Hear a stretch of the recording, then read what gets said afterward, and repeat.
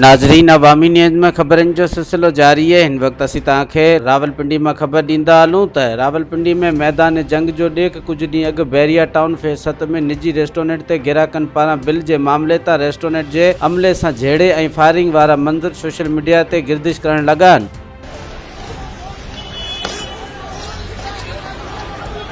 गाड़ियां तोड़ेंगे ये।